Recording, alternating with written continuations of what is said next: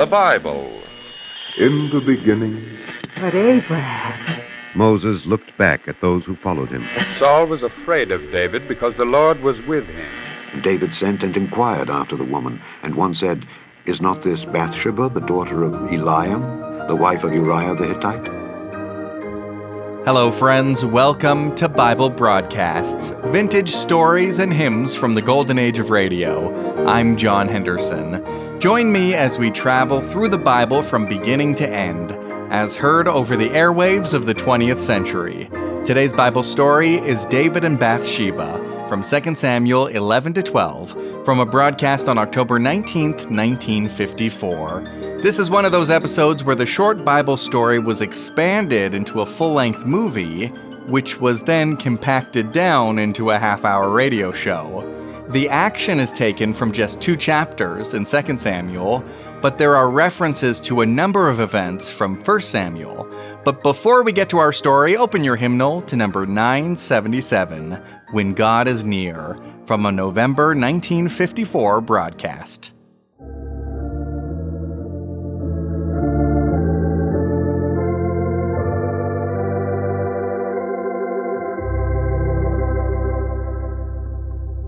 When God is near, with light my path is glowing. The cup of life with gladness overflows, and in the garden of my heart is growing the flower of love more fragrant than the sweetest rose. When God is near, so near I hear Him speak to me. My every need His boundless grace supplies. When God is near, my heart is filled with ecstasy, and all the world's a paradise when God is near. And all the world's a paradise when God is near. When God is near, the heavy load is lifted, and every dew tree charms me with delight.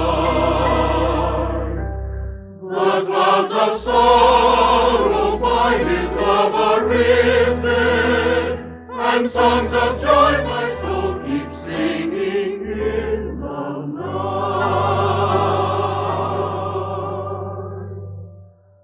When God is near, so near I hear Him speak to me. My every need His boundless grace supplies. When God is near, my heart is filled with ecstasy, and all the world's a paradise when God is near.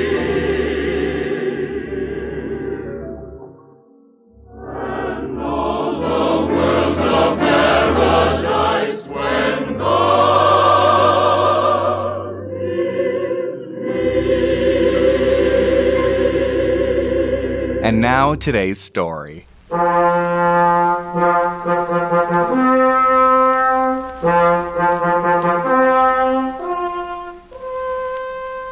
And it came to pass, David, king of Israel, laid siege to Rabbah, and the sword and the javelin of Israel were everywhere triumphant. But it gave no joy unto David. For David, who as shepherd had slain the giant Goliath with his sling, was sick of warring and of bloodshed and the hatreds of the peoples. And he was lonely in his heart, for the places of the mighty are solitary and still. Now it happened that after the day's battle, David walked among the campfires to speak to one Uriah, captain of 100, who had shown himself very skillful in war. Captain Uriah. Aye, and who may you... Sire, my king. Do not rise, Uriah. I come for your advice, Captain. I am only captain of 100, sire. After today's bravery and skill, you are captain of 1,000. Sire. You are close to the men, Captain Uriah. Knowing their feelings, what is your advice? Shall the siege continue? I know, sire, what the men think. Attack. Attack and attack again until Rabbah falls to the glory of God. I wish I were as sure of what God calls glorious. The cost would be great, Uriah. Thousands would die. It is war, sire. You have a wife, Uriah? Yes, sire. Should you perish, she would come in tears to me. Let her tears be tears of pride. I cannot bear the weeping. There has been too much blood. The king is a man of war, sire. I did not want this war. Since it was forced upon us, we must win it. But with as little bloodshed as possible. I must return to Jerusalem, where I have other duties than the sword. I trust in the spirit of such as you, Uriah, to continue the siege. As you say, sire. Do not rise. Good night, Captain Uriah.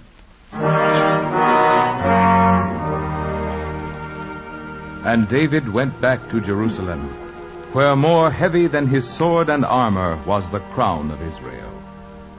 From dawn till night he ruled and judged and took counsel with Nathan, the prophet of God.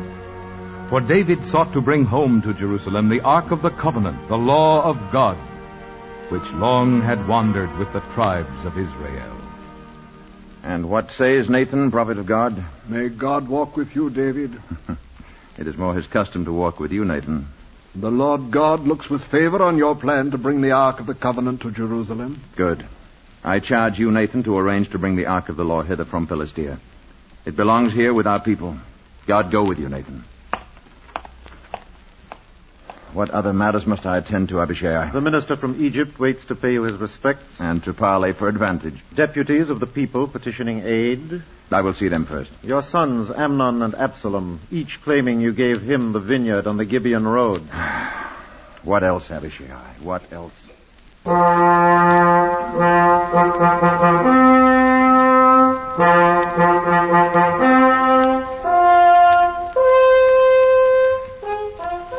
Now swift messengers on horses came to David with rejoicing, to say that the Ark of God, the scrolls of the law, were approaching Jerusalem from Philistia.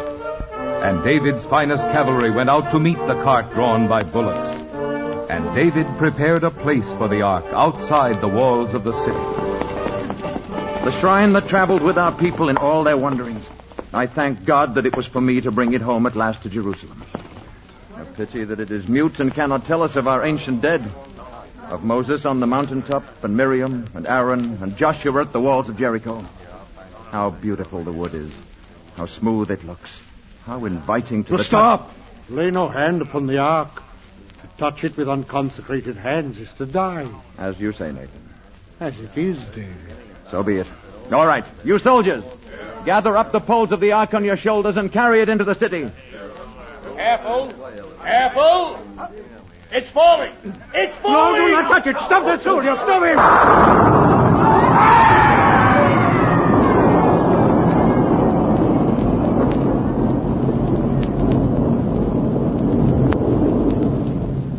Prophet, what say you? Let all here now take heed. The time is not ripe for the entrance of the ark into the city. Let a tabernacle be erected on this spot outside the walls. So be it. So let it be.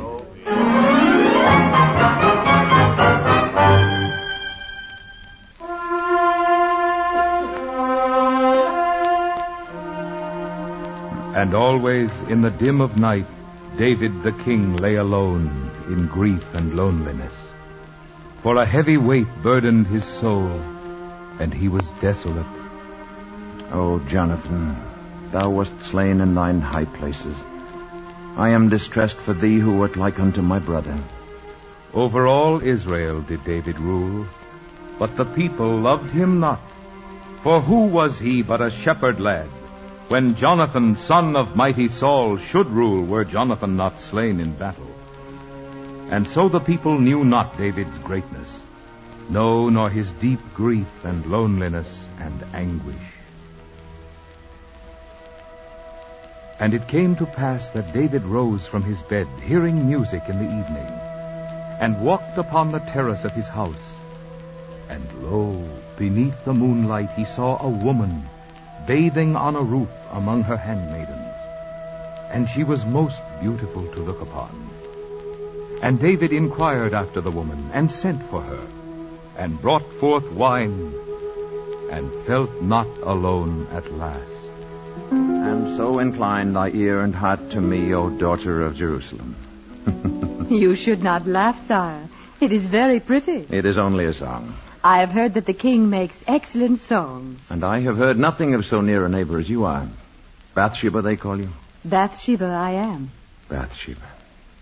You are not eating, Bathsheba. I supped earlier, sire. It is my custom when I am alone. Then you are not always alone? Not always, but very much. I am a soldier's wife. Soldier's wife? Perhaps I know him. He is captain of 100. Uriah the Hittite. I made him captain of 1,000 before I left Rabbah. Then I will see him less than ever. Do you despise the king who keeps your husband from your side? The king does what he must. This war was not his choosing. The king's needs are the people's. Not all of them. The wine is Phoenician. Here.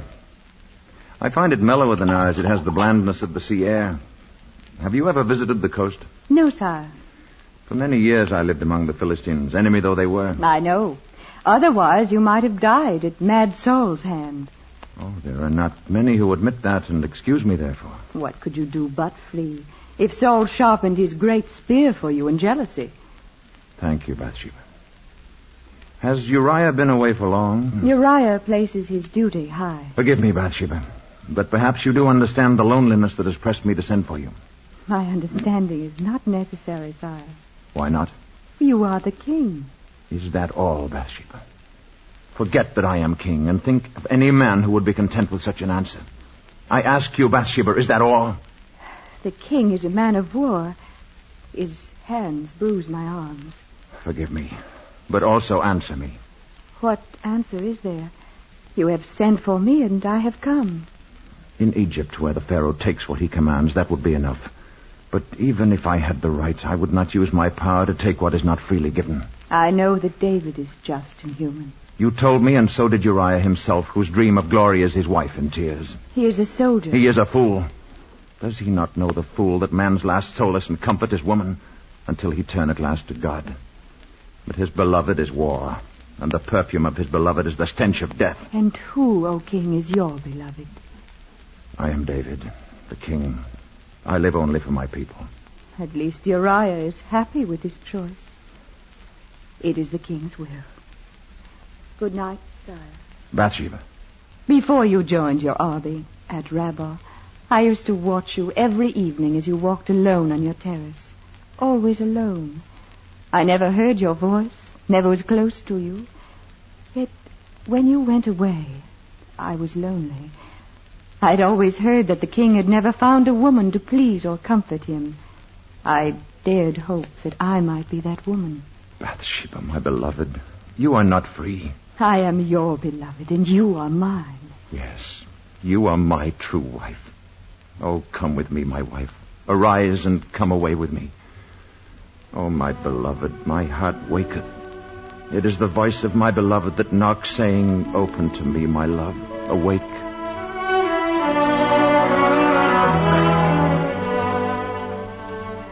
And David was comforted by Bathsheba, and laughter and gladness came into the heart of the king, and he was alone no more. Except he walked not with his God, for though David knew it not, his God had forsaken him, for he and Bathsheba had broken the sacred law of Moses. Oh, come with me from Lebanon, my well-beloved. Thou hast ravished my heart, my well-beloved, and I am lonely. David. Michael. The woman is gone. She is gone, Michael. I am used to your not favoring me best among your wives, David. I did not know that the sight of me is so unwelcome that you have not come to me since you came home from the siege. I have many cares. You found time to greet your other wives and this Benjamite, Bathsheba. Michael, you remain aloof by your own choice. I only thought to leave you to your choice. How gracious is your royal approval, sire. Your sharp words go to waste. We both know that royalty is a mockery and a fraud. It was no fraud when great Saul, my father, was king in Israel. I will not deny that Saul was every inch a king. And his successor every inch a fraud. Please, Michael, no more bitterness. Good night. So, the shepherd's son dismisses the daughter of Saul. I beg of you, Michael. Why did you marry me? I loved you as I believed you loved me. You had no need of my love. David is sufficient unto David. Is your memory so short? Once I had great need of your love. I begged you on my knees not to desert me, but you would not follow me into exile. You even dishonored your vows and married another. My father commanded it. There was a king. So be it, Michael. Then why did you take me back? Without Saul's daughter at my side, my northern tribes would never acknowledge me king. By taking you back, I made Israel a nation. Under God, there is no man as cruel as you are. Michael, I am weary of bitterness. You, a king? A shepherd lad. A goatherd. Michael. A flinger of stones that torpid giants. Betrayer of Jonathan, who was like a brother to you. Michael. Jonathan should be king, not you. Go before you drive me as mad as Saul himself. Go.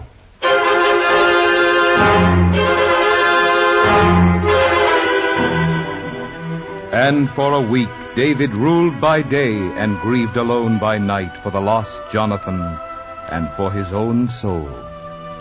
Nor did he again look out upon the roof where he had beheld the beautiful Bathsheba. Arise, my love, and come away. Oh, let me see thy countenance. Let me hear thy voice. For sweet is thy voice, and thy countenance is comely. David? Is it so? David, my king. And David took Bathsheba away from Jerusalem, and was happy with her in the meadows, where he had been a shepherd lad. Oh, we cannot lie here dreaming in the grass like children. You must get back to Jerusalem, David. Another day. And another, and another. Oh, I know you. This is where I was a boy. Tell me about Goliath. At 12, I had killed wolves with my sling. At 13, a man. No one else would go against Goliath. I had to kill him. It was war, David. He was your enemy. It was war, and he was my enemy, but a man is not a wolf. Was he really a giant? I admit he grows bigger every year. Are you happy now? I am with you. I could not have come to this place without you beside me. Why? Yonder over that hill is the height of Gilboa. Oh. There King Saul, besieged by the archers of Philistia, fell upon his sword. And Jonathan, his son, my dearest friend, after him. You must not talk of it or think of it. They swept over Saul and Jonathan with their brass and steel and heathenish plumes. And where was David? In Philistia, drinking Philistine wine and eating Philistine bread. Because Saul, in his sickness and madness, drove you there. He hated you because the people cried, Saul has slain his thousands, but David his 10,000s. Let us go. A storm is coming. You will go now when I let you go. I cannot let you flee forever from a past that tortures you unjustly. It grows dark, Bathsheba. All Israel knows that you fled to the Philistines to save yourself from Saul's jealousy and madness. To save my skin, yes. To save the man that God had chosen to unite his people. Does the shepherd set a lion to guard his sheep? It is David who united your Israel and destroyed the power of the Philistines, who saved Jerusalem from the godless, who is the sword and the harp of the Lord, and who is author of mighty hymns in his praise, who wrote a lament for his friend that shall live when kings and their cities are dust. Say it, David. No.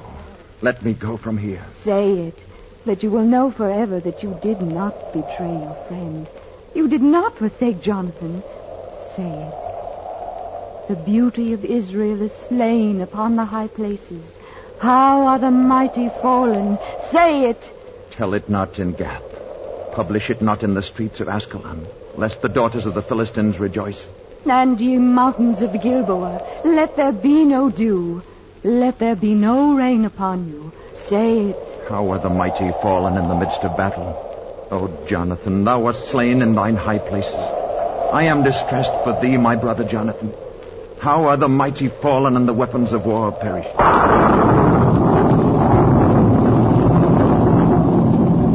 Are those the words of a man who betrayed his friend? How good you are. I will, More than wife to me. I will not let my lord walk in solitude and pain. There are some places where you cannot follow. Do you doubt my love to think I would be afraid? I could ask too much of your love. If you are lost, I am lost with you. If you walk in darkness, I walk beside you. If your head sinks down into death, I will go down with you to Sheol. David. What is it? You're trembling, Bathsheba. Oh, it is cold. It is the wind.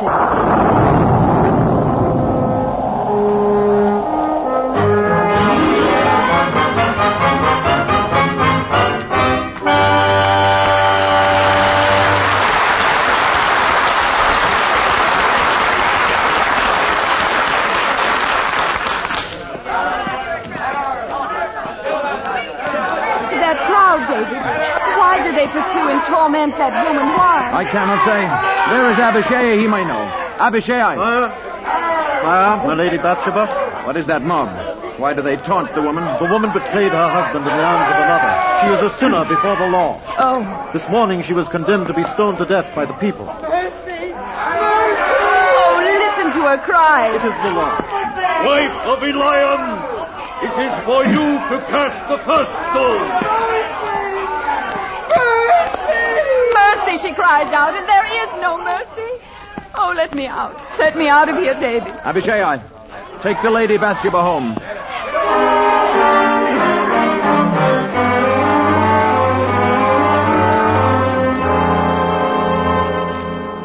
And what else did Nathan say to you in Jerusalem today? The people are muttering that David is too often away from Jerusalem. I am sorry, David. It is my fault. They do not know our secret. David, I must tell you. I tell you great trouble. Our secret cannot remain secret long now. Why? Who knows? You will have a child by Bathsheba, the Benjamite, who is wife of Uriah. Bathsheba, my beloved. Please, no tears. You bring me only joy. I bring you the anger of your people. For a while. What man would not be happy to learn that his wife will give him a child? I am not your wife. You are my only wife. No tears, my beloved, and no fear. Oh, I am not afraid. No. My tears are for my child who will never see light. You will not die, Bathsheba. You saw them stone the woman at the walls. Her sin was the same as mine, and there was no mercy for her. They would never dare. I am king of Israel. Israel has had kings for 50 years. They have had the law of Moses for hundreds of years. Then I will give them their kingdom. We will flee into Egypt. You dream a hopeless dream. Your life is marked out on a certain course. Even you cannot change it, for it is God's design. If I sent for Uriah, told him everything, how it is between us... I know what he would say. Yes. Honor is everything. For the sake of honor, blood must flow, lives must be squandered or ruined, humanity denied. I can see Uriah, that paragon, hurrying to the gate to be the first to cast a stone. I beg of you. Forgive me. But Uriah himself leaves me but one other course. What is that? I cannot bring myself to say it. But you think it. Tell me, David. Uriah. If Uriah can be made to think the child is his... He has been away almost a year. I will send for him to report on the campaign. He will be here in Jerusalem one night, perhaps two. Oh, no, David. I will not have you die. You called me your wife. The law calls you his. You scorned Uriah's kind of honor, yet I despise honor that is only vanity when it drives us to this agony. But what you suggest dishonors both of us. Will my proudly guarded honor stop my ears to your outcries at the wall? I promise you, I shall make no sound. Forgive me, love. I do not have your courage. I cannot face the thought of your death, and such a death. I will send for Uriah in the morning.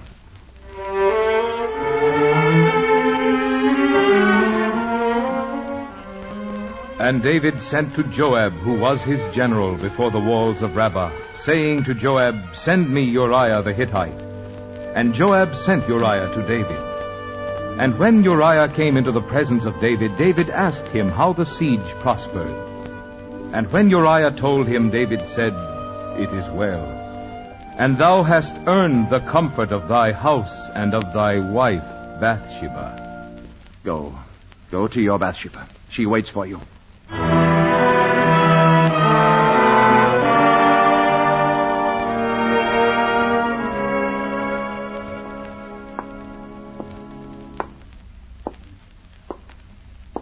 Who is it there? Is it you, Uriah? It is not Uriah, my Lady Bathsheba. Who are you? I am Michal, daughter of Saul. You are David's wife. Only in passing. Please go. My husband will be here. He is at home this one night from Rabbah. Uriah, captain of 1,000 and your lawful husband, will not be here, Bathsheba. Even now he is sleeping in the palace guard room, keeping himself pure for holy combat.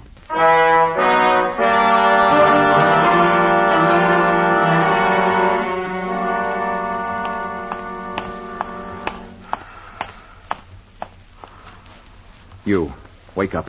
Wake up. Sire. Uriah, why are you here? Huh? Why are you sleeping in the guard room? I sent you to your home. Your pardon, sire, but while Rabbah still stands in defiance of God's will, I cannot take the comforts of my house. Very well, then. I have work for you. I am your servant, sire. Ride to Rabbah with all speed. Tell Joab to attack at once with all the force he has. Sire? Make yourself ready while I prepare the orders. I beg of you. Go! The best die first, Uriah.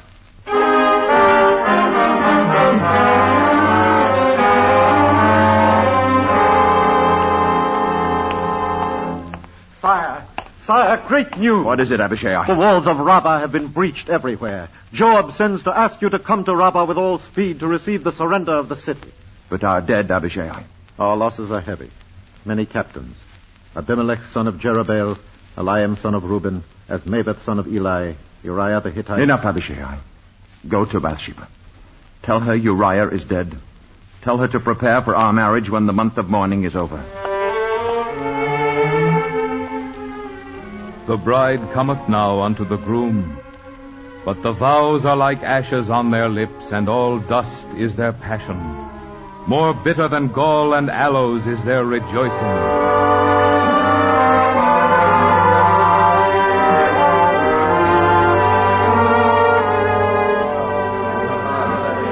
Nathan, prophet of God.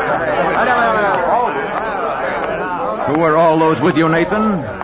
The people, David, muttering for redress. They have cause? Silence, Israel. I come on a matter of justice, David. Hear you and judge. Speak, prophet. There were two men, one rich, one poor. The rich man owned great flocks and herds, but the poor man had naught but one ewe lamb. He reared it, and it grew up with his children. It ate of his food, drank of his cup, and was like another child to him. Well, prophet. Now there came a wayfarer to the rich man, asking meat. But the rich man did not take of his own great flocks to feed the guest. No, he took the poor man's one ewe lamb, and slew it, and prepared it for the wayfarer. What is the king's verdict upon this man? He is guilty, and he shall restore the lamb to the poor man sevenfold. The lamb is dead. None can replace it in the hearts of the poor man's house. Then, because this rich man had no pity, he deserves to die. So be it. You are the man. So, you have made me pronounce sentence upon myself. It is the will of God. It is not his will that you should die, David. What is his will? Worthy or unworthy, you are his anointed. Through Samuel he chose you to lead his people. Your labors on his behalf are hardly begun. So be it. But you cannot escape the punishment of the Lord.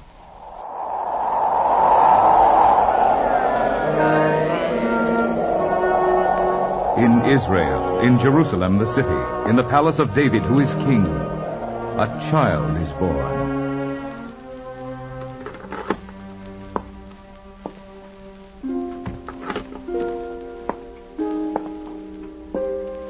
Beloved. David? They say our son will die. The physicians could do no more. I know. I have known it these 7 days. I have lain in sackcloth upon the earth. I have fasted and I have tried to pray. David! He is dead. Oh. Peace, firstborn. Sholem. No. Always, David, when you were disheartened or when I was afraid, you took your harp and played. Play for me now, David. What can I play? Something from when you were a shepherd boy. I would like that. Yes.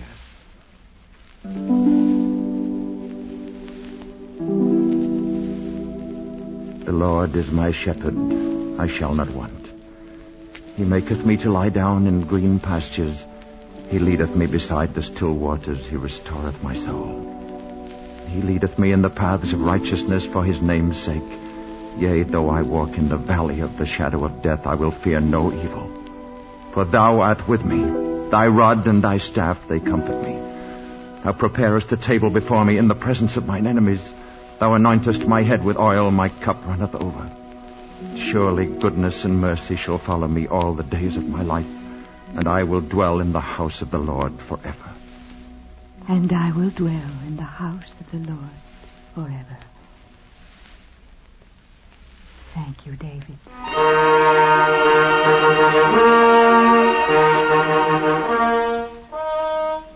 And David went in unto Bathsheba his wife, and comforted her, and she him. And the Lord did so forgive them, that a son was born unto them, and they called his name Solomon the Wise.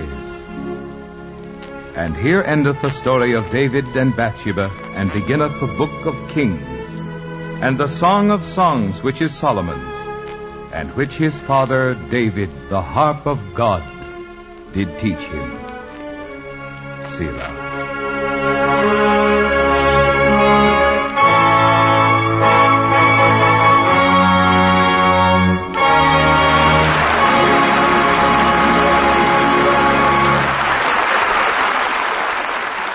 The story of David will continue next week. Until then, enjoy this week's closing hymns. Lord Jesus, I long to be perfectly whole. I want thee forever to live in my soul. Break down every idol, cast off every foe. Now wash me and I shall be whiter than snow. Whiter than snow, yes, whiter than snow. Now wash me and I shall be whiter than snow. Lord Jesus, look down from thy throne in the sky, and help me to make a complete sacrifice. I give up myself and whatever I know.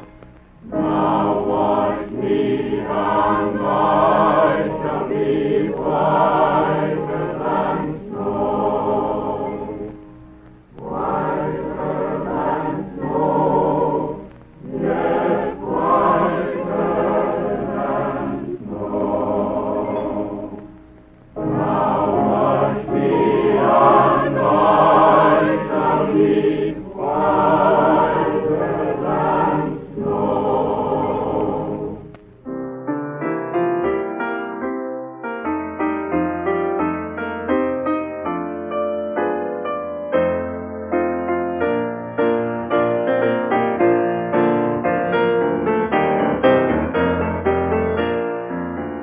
I have found the pleasure I once craved. It is joy and peace within. What a wondrous blessing. I am saved from the awful gulf of sin.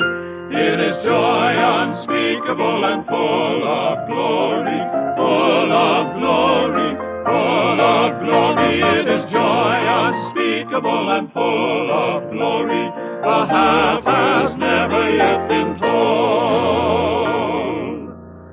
I have found the joy no tongue can tell, how its waves of glory roll. It is like a great o'erflowing well, springing up within my soul. It is joy unspeakable and full of glory, full of glory, full of glory. It is joy unspeakable and full of glory. The half has never yet been told. Next week on Bible Broadcasts. David, king of Israel, and his wife are in a private room of the palace. Oh, I'm worried, Bathsheba. Oh, David, dear husband, you're too concerned about them. Oh, but it isn't natural my son Absalom should have invited his brother Amnon to a feast. I've known even children of one mother to disagree bitterly. And when half-brothers attempt to live together, you can't expect perfect harmony. Enter. A messenger has just come from the home of the king's son Absalom. I cannot bear to tell your majesty what he says. Amnon has been slain. Oh, David. I should have foreseen this. Yet I weep alike for Amnon and the one who slew him. Thanks for listening. If you enjoy this podcast, take a moment to give it a 5-star rating and review on Apple Podcasts. Thanks. God be